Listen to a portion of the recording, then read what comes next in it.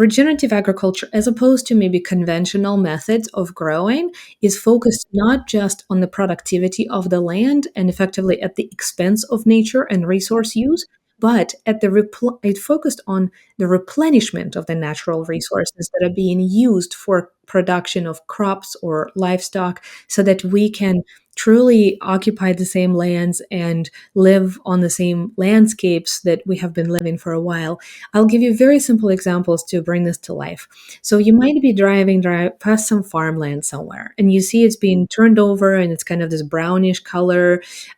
What's happening there is that it's cultivated, it's tilled, it's turned over. During that process of it being laying there, turned over, UV light is getting into it, and basically the microorganisms don't like that.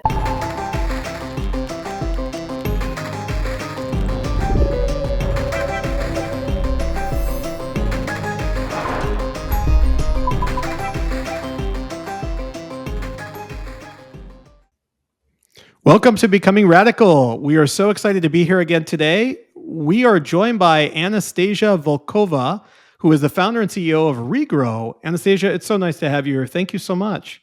Thank you for having me, Michael. Yeah, absolutely. Well, I know we talked a little bit beforehand and just introducing the context of the show, what we're up to.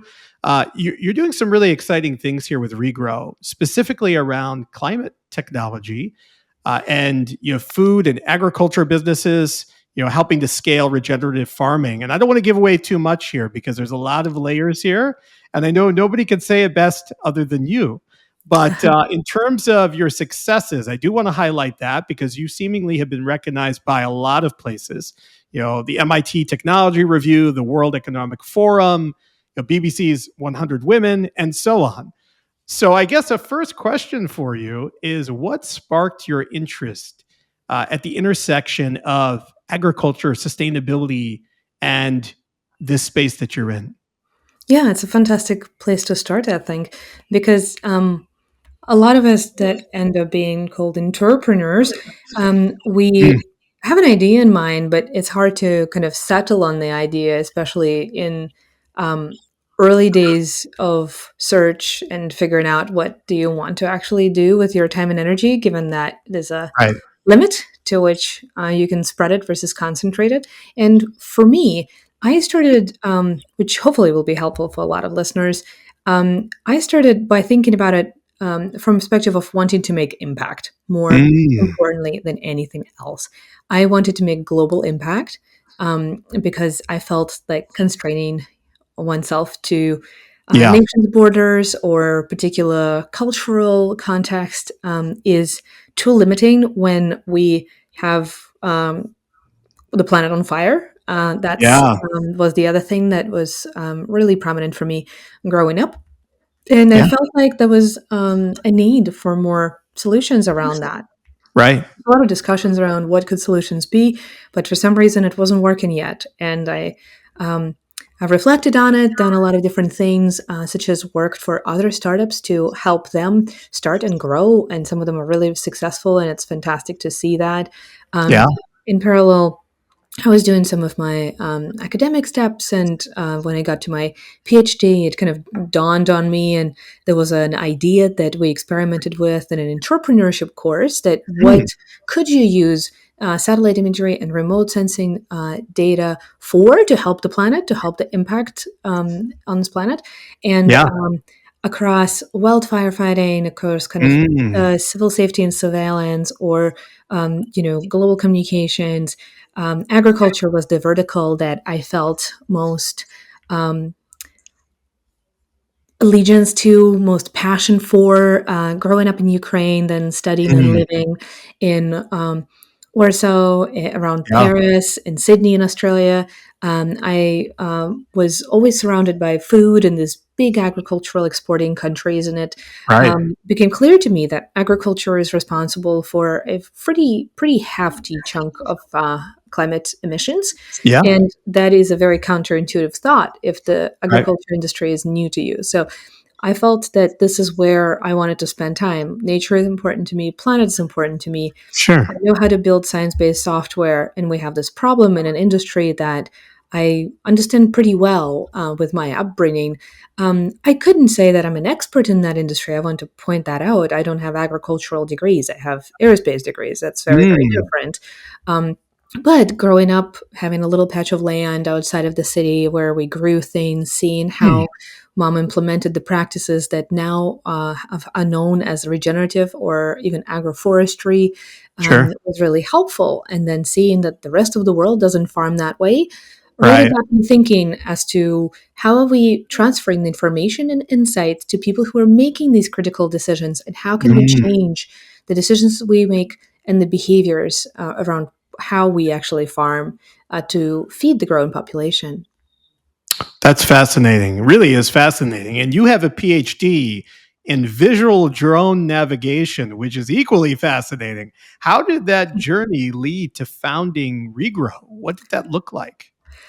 Yeah, well, I told you a significant portion of that journey already, Yeah. where I was in parallel working in startups and looking to kind of complete my academic pursuit of answers around what can remote sensing be helpful to the Right. world. And the specificity of my thesis title has to do with some support from Australian Defence and Science Technology Agency Mm. that stepped in and provided some of the data with. From cameras that previously were designed for a NASA rover that they Wow. acquired, and so I got really excited to work with that. But in parallel, I was always someone who explored natural systems, and I Mm. have a big passion for it. And so, honestly, just if you look at the recordings of the video analysis of the system deployment out of my PhD, you see a lot Yeah. of forest and farmland in those videos as we're kind of tracking cars and identifying visual features in the environment, whether this is Wow. Sydney Opera House or a particular road based on the intersection, knowing where exactly we are in a GPS denied environment. But Wow. having looked at all this forestry and farmland for a while, I thought, wait a minute, I'm looking for Mm. everything in between the forestry and farmland. What Right. if in my spare time outside of the thesis, I look at the forestry and farmland to see Yeah. what are they doing? How are they changing? Not Mm. just, year to year, but month to month, week to week. And Sure. it coincided with the time that some of the novel satellites were actually launched. We were some of the Mm. first, I was one of the first researchers to play with Sentinel-2 imagery from the European Space Agency and realized that it's very helpful to crop performance and monitoring of Wow. nutrient management. And so Wow. those skills were kind of already handy, but I Yeah.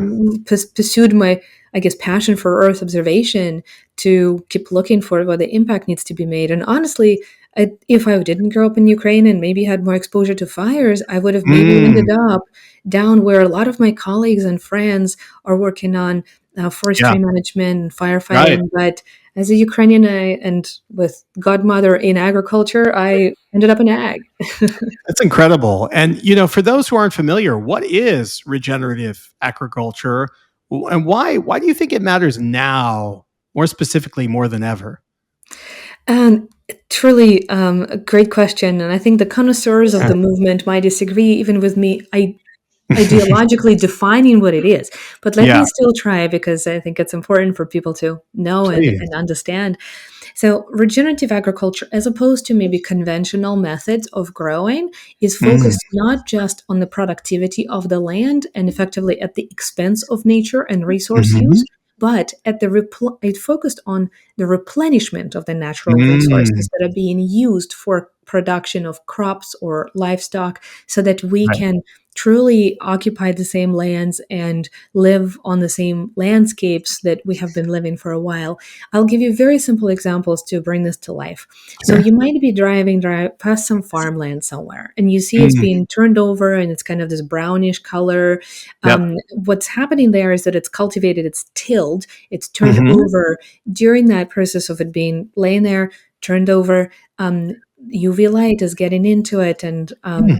basically the microorganisms don't like that. It's very hard Right. for them to feel like they have a protected home where it gets kind of disturbed this way and exposed. So you get a lot less biological diversity in that type of a system versus Mm. now, as opposed to when we were back in Egypt just starting this as a civilization. Yeah. Now we have methods of planting without turning over the soil. We Mm, understand that cover cropping, so cropping between the main crops, a crop that's helpful for the soil, for the water retention, for the infiltration. If there's a big rain, it's better to have some green matter on the land so it kind of absorbs and infiltrates and continues to right. grow deep roots for that good structure of the soil to be able to absorb all of that water, as opposed to, try to put water into the tank of rocks versus the tank of sand. Right. Where No, will you have more available water? When there's porous environment where there's good structure, those sure. rocks, mid-size, different size. That's what regenerative agriculture is trying to achieve. It's Interesting. actually not even age-old practices. These are indigenous practices. A lot of them are very native to um, managers of the land, whether it's tribal or just civilization, historical, ancestral Sure. knowledge. Like my mom was doing it because that's what she knows is right, not because Right. the conventional farmer told her to do it this way or other way. Right. And we are coming back to these principles because we see more and more need for soil health, for topsoil Mm, humus retention, and more stress from climate change, right. where there's more frequent floods and droughts that are Absolutely. by themselves have much higher amplitude. So it's a Mm, longer flood, longer drought event, and you need to yeah. have a lot more resilience in the system, and we need to build it back in to the system. Yeah. That's really, really interesting. The resilience piece and thinking about the regenerative piece with the resilience piece is equally interesting because if we talk about what has been passed down generationally, I understand what everything you're saying. My ancestors, generation to generation came from Eastern Europe, much like what you're talking about. And this was just inherent to them. It was just ingrained behavior to manage the land a certain way, to farm, to plant, to run in sync and async with sustainable practices. This wasn't taught. This was just known, right? So there's a difference. It's fascinating. What do you think is the big idea behind regrow? What problem do you feel like you're solving for farmers and also for the planet at the same time? The mission statement of the company, I think, encapsulates it really well, and it is making agriculture resilient globally. And Mm, what that resilience really means varies from location to location. What might be yeah, true in Lithuania, Ukraine, or yeah, Hungary, it's a little bit different to what is true in different parts of Canada or US or sure. Australia or Vietnam. And the big picture objective for Regrow, which is a B Corp company. So we Okay. do everything from both the perspective of how do we advance our impact and Yeah, how do we sustain it financially. amazing. Both of Right. those things are really, really important. So the big idea is to truly have an inhabitable Earth for the next generations. That's the Yeah, idea behind the idea. And that means solving in an equitable way for the entire system. You actually can see regrow from a perspective of the system that enables farmers to get access to otherwise inaccessible incentives to right, transition their own farms in their own way by being right, paid for the positive environmental outcomes, for de-risking supply chains that they're a part of. And right. if there weren't systems to quantify these outcomes, to assure them, to monitor them, to make sure that Yeah. companies are safe and are truly getting what they're paying for, so that Mhm. the farmers can continue to invest, it just wouldn't have been possible. I like to evoke in conversations like this the old Mm, adage that sometimes is attributed to Peter Drucker: "What can't be measured mm, can't be managed." And that's right. the TLDR on regrow for you. Yeah. Oh, that's cool. That's really cool. And I think that's a good segue into talking from mission and vision and purpose and support of farmers and ecosystems and their businesses and their verticals.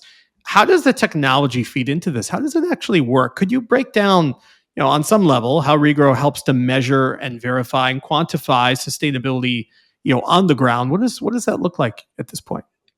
Yeah, so before Vigoro started, and I would say the category that evolved around us and with us around quantifying nature capital and being able to share that information with the Yeah. stakeholders that rely on it, it wasn't really possible to know how much risk is coming from a particular supply chain or supply Right. shed. area that produces a certain type of commodity. And so if you wanted to find out what is the environmental footprint or carbon intensity score, emission Hmm. factor effectively, of a Yeah. certain commodity, or if you pick up a cereal box on shelf or even a carton of oat milk, and you're wondering, is this better for the planet than an alternative? It wasn't Mm. really even possible to find that out because we designed the system to be Yeah. extremely flexible and being able to buffer for shocks. What this Sure. effectively means is that it's very fluid. So if uh, situations like Russian war in Ukraine happens, you're able Yeah. to source somewhere else. You're able to source sunflowers from France or Argentina or somewhere Sure. in Canada and US. And with that flexibility, we are used to thinking about the value chain as this very amorphous, not always static construct. Whilst COVID, I think, brought it all into the fore, where we saw empty shelves. We started asking, why are they Right. empty? What happened? Was it the processing plant? Do people have COVID in that processing plant? Or is Mm. it that we had a bad harvest? Or is it that because of a flood, people started getting a lot more exposed to it? And the innovation came along scientifically. So let's dive into that in a second to actually be Yeah. able to answer some of these questions. So before that satellite imagery even came online that I told you about, there was no possibility to look from the orbit onto the Earth Mm. and say, we are growing canola here, or we're growing wheat, we're growing Mm. oats, and it's growing really well. And this field has historically, over the last 10 years, had grown a diversified rotation or actually monocrop or Mm. fewer crops than their neighbors, or they're actually implementing regenerative practices versus not. That's something you can do now. Right. That's not something that maybe even like 8 years ago was even possible to this level of granularity at the field Sure. level, to this level of understanding of what's happening.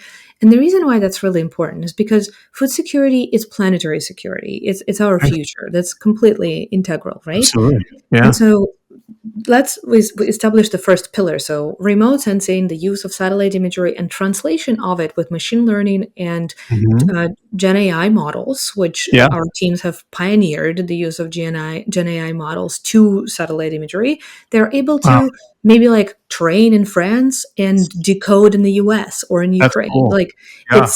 it's amazing. It's It's really incredible. unbelievable. And just a translation from how you anticipate the next word in a sentence for a Gen Mm. AI model to anticipate the next picture of a field, the next growth stage of a plant. Like those really are amazing things. So we're getting to a point where we have more information about the system, Right. and good farmers want to be compensated for being doing good practices. Yeah. And we want to make sure that at a national level, we're protecting and de-risking the supply chains, Right. investing in that resilience. That means you need to know where it's absent or where there's a Right. lower adoption of regenerative practices. Mm. So you, of course, can see that on those maps too. You can see where the Oh. adoption works well. You see state boundaries that tells you, or country boundaries. So that tells you that the policy and the influence of the policy on the farming, and they make an incredible difference. They Yeah. play such a big role in moving the cohorts of producers between practices. And so it's great to see, for example, European Union moving Yeah. alongside their farming population Yeah. towards a world where climate and nature are to be accounted for.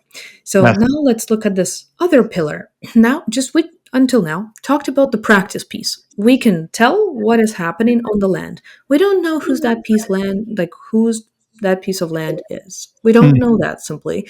If the farmer signs up to the platform, they can see that data, they can enrich it, they can add their Mm. own records.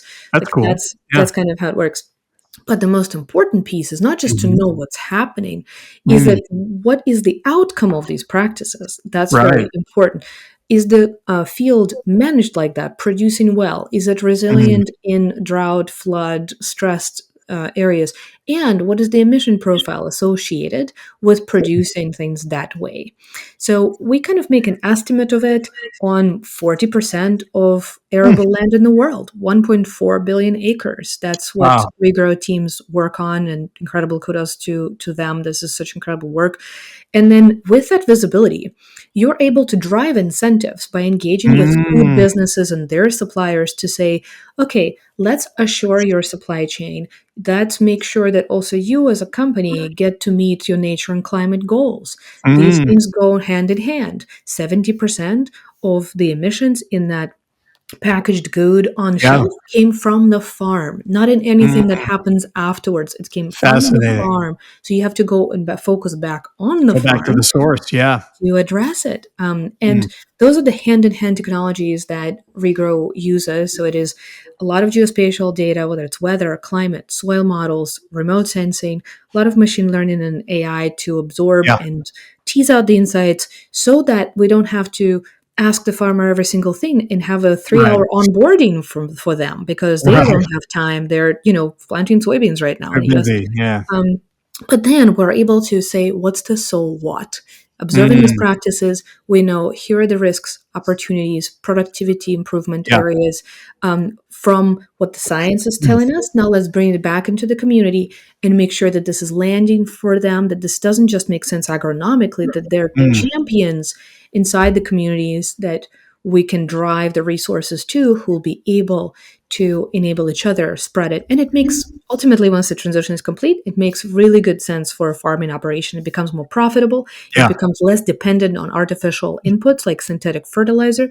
The Sure. infiltration goes up, soil is healthier, it's able to produce more with less in a more stable way in a volatile environment. So it's a Yeah. win-win-win. But to kind of go on that transition journey, we of course need the risk incentives, and that's ultimately what Regrow is able to support with the data Hmm. that we provide. That's fascinating. Really cool stuff. What have been the biggest surprises or challenges, in trying to bring transparency specifically to the ag supply chain? What does that look like? Some of the biggest surprises in Yeah. what we've worked on have been, first of all, how little transparency has existed before, because this is Mm. cutting edge technology that wasn't even available It wasn't previously. there. Yeah. Yeah. So we didn't know that no one had an idea of what this looks like on a map, that you need to kind of reveal this information and be very sensitive about it because we're Sure. not exposing farmers. Whilst we might have down to field level information, we ask food companies where their sourcing regions are. It can be a radius away from the processing facility, and we then aggregate the data and provide it to them for what's relevant for them to see and to Sure. invest in. Other surprises have been that it's really funny to see how we've optimized the system for productivity, especially after the Second Mm. World War, to such an extent that we need to think through every incentive we have put in place and to Right. reconsider it in the world that is nature and climate equal, not just kind of Mm. productivity forward on its own, which Sure. means evolving the subsidies, and a great amount of those subsidies that either through crop insurance or directly Mhm. for specific practices go to farmers, and to align them with what farmers want to adopt, the soil Right. health and conservation practices. So that was a big surprise that the way that the constituency moves doesn't necessarily Mm. move with this, like the way constituency move doesn't match the speed of, say, government or policy making. And also the positive surprise has been the acceleration in that, because I think the Interesting. development of the climate policy and understanding of the intersection between food and Yeah. agriculture has been deepened greatly in the last 8 to 10 years, and it's been really a privilege to work at such a cutting edge of it. Yeah. No, I can imagine. It sounds like it. And, to talk about that, you're working with some of the largest players in food and agriculture today. How do you create that balancing act between, big, large corporate partnerships, but also staying humble and mission driven in your purpose as a company, as a brand? Um, what I would say is really important is to make sure that the partnerships are with value aligned and mission aligned Mm. organizations, because I cannot name an organization that Regrow works with that Yeah. doesn't share the same farmer centric transition view and they would not be able to work with us if they are not willing to write checks to farmers to transition. Like that is a Right. default starting point for regrow. Sure. So you have to buy into the same theory of change that we need to create incentives to de-risk the transition. Sure. On the other hand, of course, there is a trade-off between what do we focus on and where do we innovate, and that often is a response to the market signal. So whichever Right. section of the market is either most interested or most willing to economically support this development Mhm. kind of gets a priority over time. And I think those priorities you wouldn't even imagine, but they're driven by absolutely everything, whether it's Mm. tariff policy, whether it's consumer spend, inflationary environment, all of Yeah. that impacts large food companies and their suppliers, and therefore all the way back to the farm. And so I didn't necessarily, speaking of surprises, expect that to work on food and agriculture, I would really have to work on policy, Mm. human behavior change, and Mm. very large, very diversified stakeholder group management.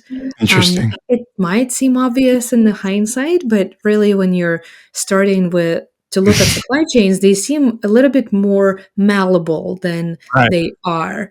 And truly, they were able to adjust to these needs of the markets wanting more sustainable products. So Sure. we're definitely seeing that demand supply equation still working, but Mhm. we need all incentives to be aligned. And I think Yeah. that's a tricky piece of work for us to hopefully Yeah. achieve as humanity over the next couple of years or a decade, or if we give ourselves till 2030 or beyond. Yeah. Fair points. What does climate smart agriculture look like at scale? And how close do you think we are to achieving that? So, fantastic question there, because we actually have the data. So, I can tell Yeah. you we Yeah. are in some cases quite close on Mm. some practices. And in some cases, we're still far on other practices. Like, let's look at Canada and Australia. They have adopted the Mm. no till agriculture, which is what I was talking about previously, where you directly seed without turning over the soil. It's Right. brilliant because the reason they adopted is to conserve moisture in the soil that's drought stricken. Obviously, both Canada and Australia don't get a lot of rain at the times when Right. they need it, or they might get too much of it at the times when they Mm. don't expect it. So they're really trying to protect that topsoil layer. So you see at those, you look at those practices and you see such high adoption, like Yeah. 80%. On the other hand, you see the adoption of nutrient management practices being Yeah. still nascent to emerging. I would just characterize it as such. So Yeah. in the US, that situation is completely reversed and different. Yeah. And there's not a lot of no till agriculture, some cover cropping adopted, but again, based on the area and the nutrient management. Maybe it's equally spread and equally accessible because the equipment manufacturers enable it, but it's still not a practice that's clearly incentivized everywhere that as Right. it should be. So, for example, if we go further trotting the globe over to Europe, we would Mm. see that there the government is actually incentivizing certain portion of the land to be put into conservation and to adopt the practices in addition to kind of more standard conservation practices that U.S. might be supporting, and it's working for them. They're able to Yeah. preserve wildlife habitats better. Of course, there is a different tension in that case because you either have a market based mechanism, like in capitalistic society, or Mm. you have a more regulatory based mechanism in a socialist driven society. Right. So we're seeing what's working and how it's working because over the last couple of years, US has tried a market driven mechanism and was really Mhm. responding, but now the policy environment in the Mm. US changed. So we're definitely seeing that what smart agriculture will ultimately look like the adoption of these practices for local communities to an extent to which they fit their needs, which there's still a lot of room to go there. Sure. There's a creation of local support groups for them to adopt, which is Mhm. part of the transition logic. And there's a need for first national guidance on this. It doesn't have to be regulation. It can be incentives, Sure. like tax incentives. There's multiple Yeah. ways of doing this, like, sticks, carrots, and everything in between. But climate smart agriculture in 2030 and beyond has to be the new norm, where Right. not only farmers are wanting this and needing this, they see the economic um, path Benefit. to Yeah. profitability, the economic benefit, and they want to have less disincentive to do it. Right. Oh, that makes tremendous sense. And how do you ensure farmers are not just a number? They're not just data points, but they're active partners in the regenerative shift in movement. It all comes down to them ultimately, and I Mm. think all of the companies that we work with absolutely start with that question. And we ourselves partner with local groups and enablement Mhm. organizations, technical assistant providers that could be from a conservation district locally or Yeah. from a nonprofit that works with them. And there's so many to call out, whether it's the Nature Yeah. Conservancy, whether it's National Fish and Wildlife Federation, whether it's Ducks Unlimited or others, World Wildlife Fund, that are working to, and of course local organizations too, like this is, the list goes on here. Yeah. Yeah. They are being um, engaged to find local farmer champions, because you can see clearly that in regions where the farmers have those Mhm. early adopters, you can spread the word, you can give them the resources to educate, experiment, and gradually kickstart this Right. adoption journey for the community. You need to kind of see those champions. And that's what the farmer centricity of it looks like. They are very clear that they're interested. They want clear incentives that are non-conflicting. They There's a number of incentive types. It could be longer contracts or better preferential sourcing terms where they supply into. It could be just incentives to adopt these practices, but they Yeah. will remain central to this entire system. And so it's very interesting, right, for anyone who's an entrepreneur listening to this, that on one Yeah. hand, I have a B2B enterprise science based Mm. software company that impacts change in a very distributed, decentralized community.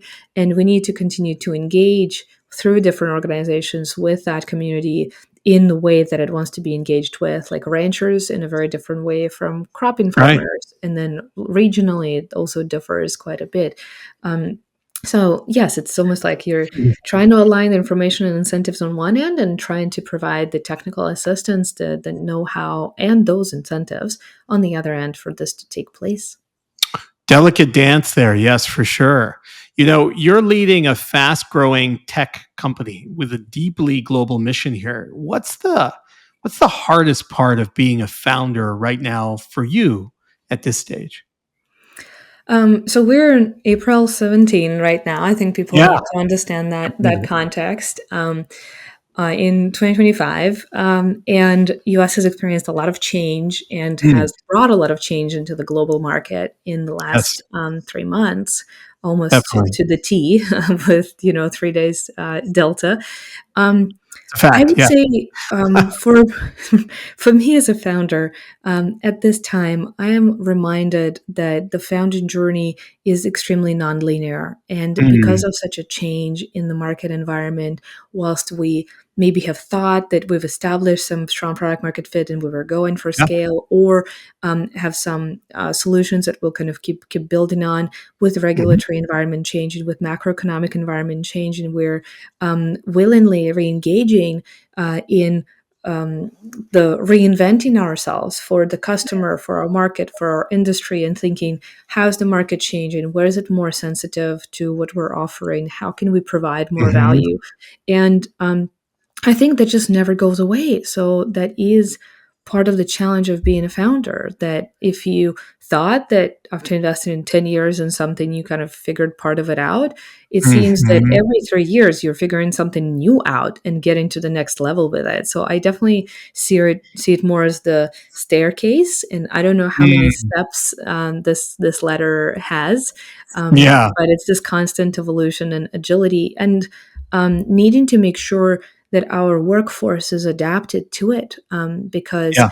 it's a big challenge to um, hire retain and find the right fit with the talent that is right for scaling the business versus the talent that is continually going to focus on reinventing the business, and having to have both types of skill sets in the company in Sure. almost every function is Mm, really I hope this resonates with others people without people thinking about this and listening to this, because it's huge, and with so much uncertainty and volatility that we're all mm, experiencing, it's important to balance operating what's working and continuing to reinvent where something could work better. So um, absolutely. it's a exactly like you said before, it's the most delicate dance to try It to is. adjust the strategy of how you put the sails to such Mm. a fast change in wind in such a turbulent sea.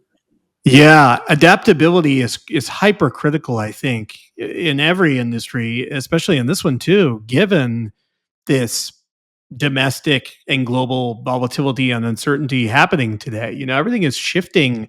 We look at technology as a rapidity of change, but equally, if we look at the global economy, if we look at the climate tech space, if we look at the regenerative agriculture space, it's moving very fast, and all these things interweave with one another. So you're absolutely correct. It's fascinating.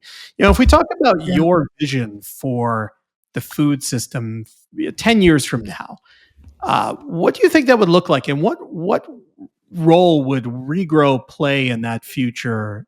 From your perspective.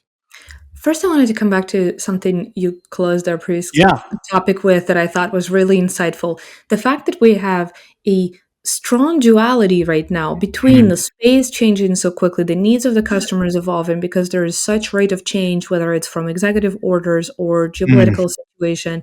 And sure. on the other hand, we have a capital deficient Mm, marketplace no matter where you look, because right. IPOs are not happening, so the LPs are not getting Uh, more funding, so the VCs uh, are not getting the funding, so they're not funding as many companies. And of course, the strong will survive, of course. because the business is not just about funding. Maybe some growth, some types of growth are about funding. But if Hmm. you look at just the capital market, including even consumer spending, being so Yeah. slow and down, that Yes. conflicts almost directly. Because if you want to continue to adapt, you need to continue to carry what you've carried and learn to do new things. And that Right. requires investment. Yep. And navigating that change often comes down to, for us, our incredible team that is Mm, willing to be mentally flexible and agile, and resilient to take some of these things on and say we will become more efficient and mm, delivering this value to the customer, at delivering this service, this data, mhm. so that we can buy ourselves time to continue to adapt, because there's Yeah. not additional funding available for us to put some of those new bets out and experiment with them. Mm. It's So so true. It's so true. Yeah. You know, it, this period of time is similar, but unlike anything else I think we've ever seen. A absolutely, lot of people look. unprecedented. Yeah, a lot of people look at this like, well, we were like this in 2008, or well, we were like this when this person was in office, top level administration. We were like this when we were at this period of time during wars. No, I don't think so. It's a little bit different. It's a lot different. And then, on the same plane, you have what's happening in real time with technology, right? Which we've also Mhm. never seen with this rapid onset of AI. Web 3 was all the Yes. craze for a while, right? This idea of what Web 3 could look like. But Yeah. then all of a sudden, AI just came up, and it just, like a tidal wave, it just took over. And now you're seeing that everywhere. But I think there is more validity in AI and Gen AI and ML, machine learning, and everything else we're talking about today at the intersection of different industries. But if Yes. if you look at that and how it segues into what's happening, like you see geopolitically, economically, holistically, as a nation, as a world, that's what's so fundamentally different at pace. And I think that's what's so interesting here.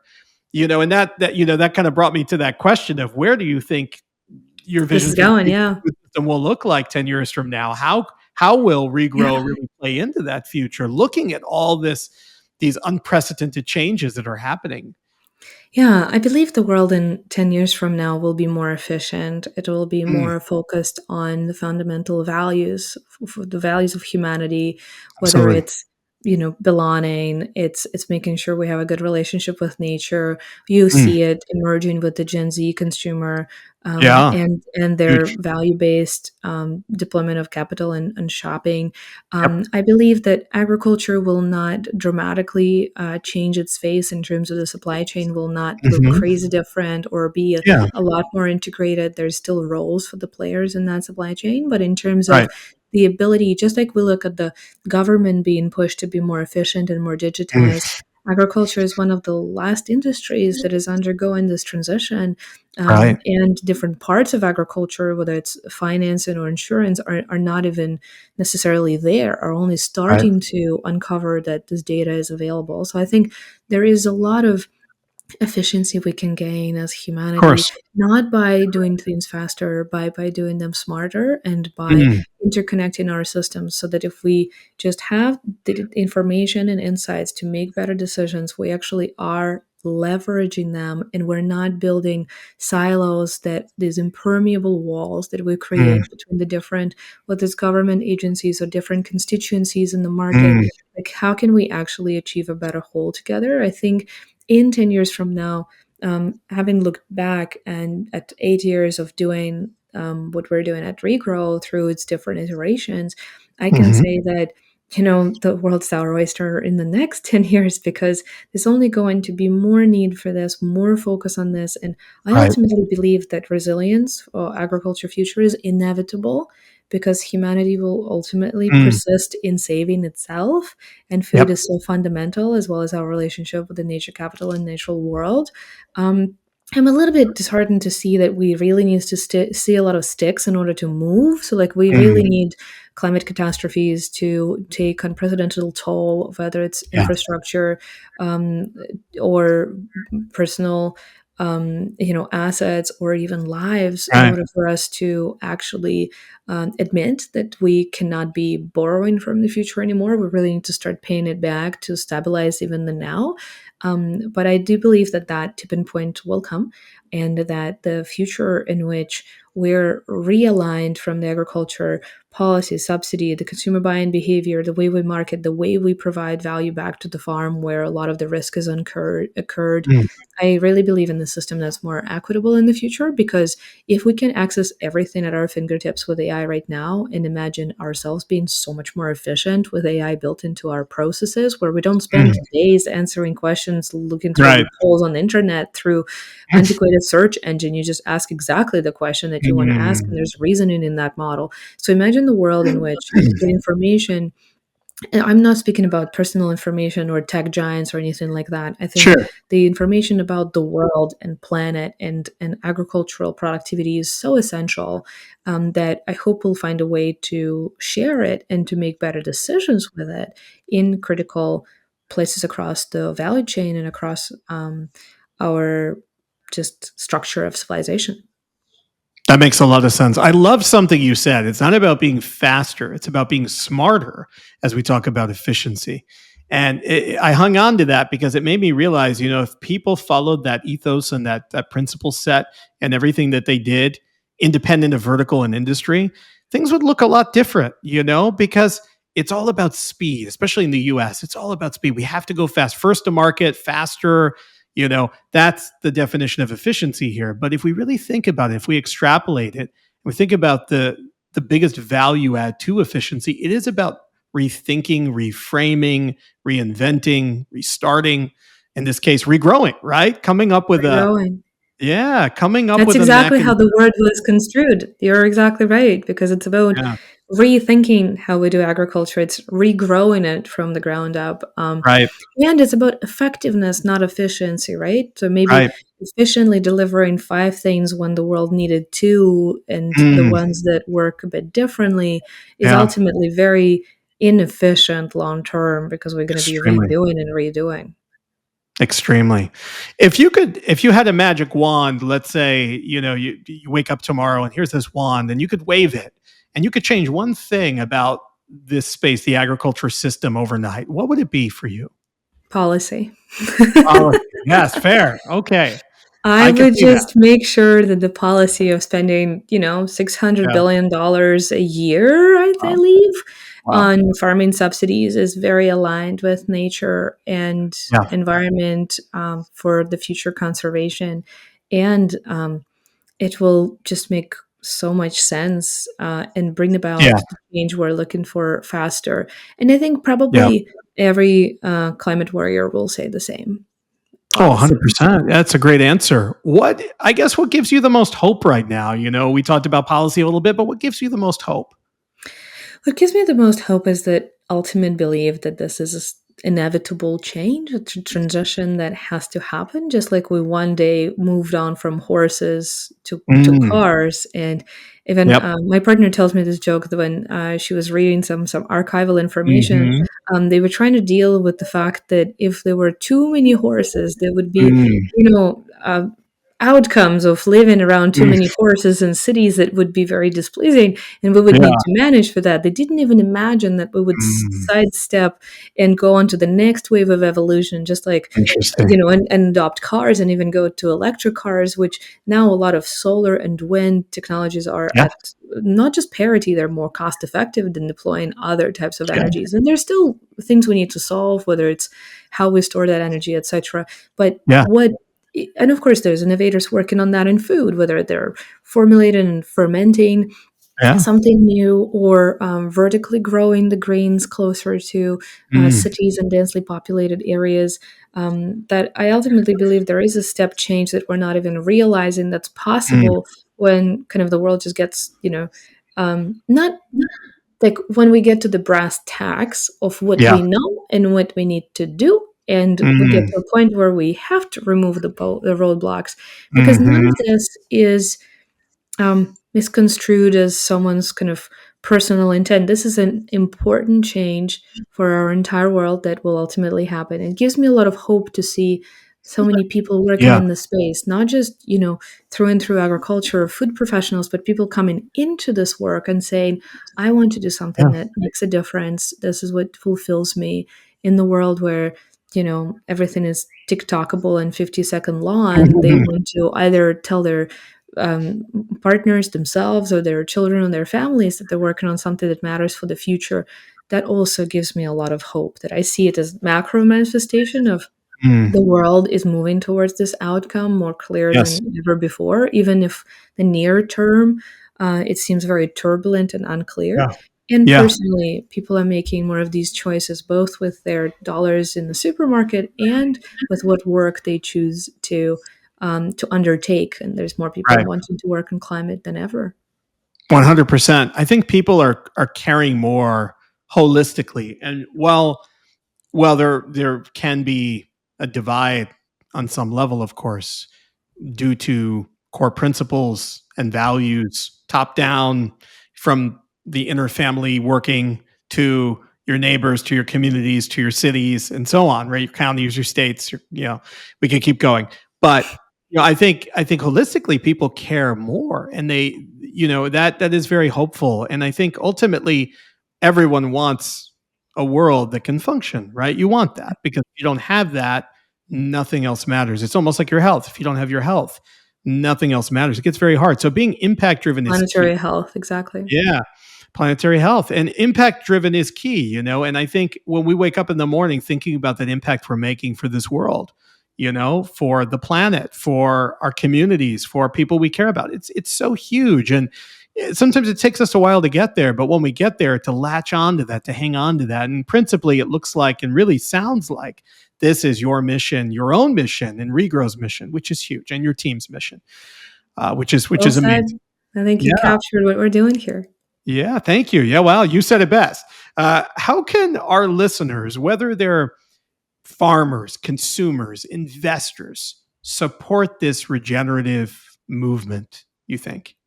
Well, I think first of all, drop everything and go watch Kiss the Ground or Common Mm. Ground, which is the sequel. My friends made that Oh, cool. movie, and I'm incredibly proud of the movement that they started, because anytime, and it's a really good, hopeful, heartfelt, Yeah, educational movie about the future of the system, and I think interesting. that's just such a fun thing to do with Yeah, your children, with your partners, again, with your yeah, friends.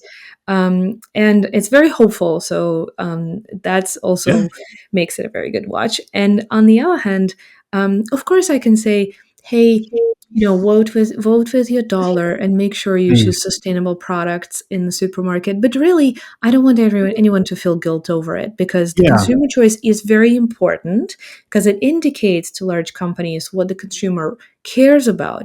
And Yeah. when the consumer starts paying for it, they'll start paying Mm. more attention. So that Right. is important. You can either, of course, buy local or prefer more sustainable brands. I think that's Sure. happening anyway.